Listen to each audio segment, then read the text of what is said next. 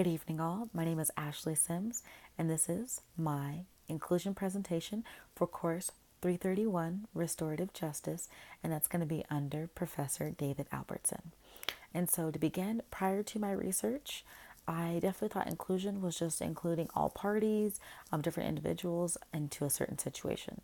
My loosely interpreted version of the definition given by Daniel Van West and also Karen Strong in the book Restoring Justice is going to be that there are many parts and under elements to restorative justice. The first is invitation, and that's going to be inviting or learning about the victim and also learning about the offender. It's more of a discovery process.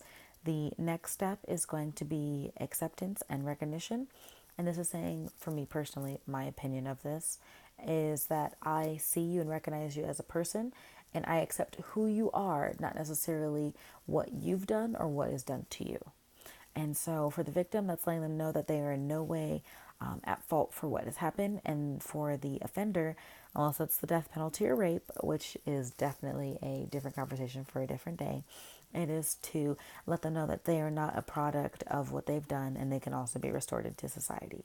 The next step is finding a suitable course of action that will both help the victim, the offender, and really also the inclusion of all parties involved. And so what this means is that community service, is that going to be, an interview of that person, going to the victim's house, obviously scheduled, not just out of the blue. The party will know about it. And really, talk to them about what happened and saying how they would like justice done. The victim's current role in the criminal justice system, there are a couple different ways that they have been implemented. The first is by if they feel definitely very uncomfortable or other circumstances, maybe they can't attend for due to some reasons, maybe they're in the hospital, I don't know. But that could be a written statement by the victim, and then it could also be an observation in the courtroom or a trial room or a mediation, whatever, but not really as an actual party that is directly, exhibiting evidence or, on trial or on the stand, and then also being a part of the actual trial and definitely taking place.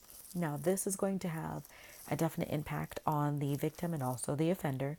And the reason for that is that there are a lot of emotions that go on, as well as, harmful wrongdoings that have taken place against the victim. And that's going to be of any negative tension and different things like that. So maybe the victim, feels as though they don't want to face their offender because they want to be done with it, but they also want closure. There are a lot of different emotions that go into play.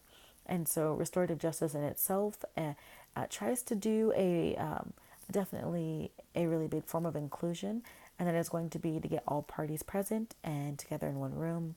Not necessarily one room, but get them together and go over what it is that was done, what it is, the hurt that was caused, the consequences of that hurt, and how they can move forward in the future, not only to repair themselves and each other, but also to really come back into society.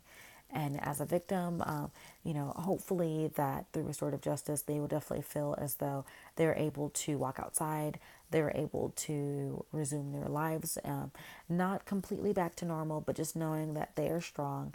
And then as the offender, knowing that unless it's a death penalty or rape, which is a completely different conversation, sorry again, but I do want to mention that they are not the reason for their actions. Okay? And so those are my opinions, and I will definitely put both my sites below, definitely for Michael Planty, and then also for Daniel Van West and Karen Strong, which were cited here today. Okay? Well, I look forward to hearing from all of you, critiques, what you liked, disliked, and I also look forward to hearing about your presentations. Okay? Have a good evening.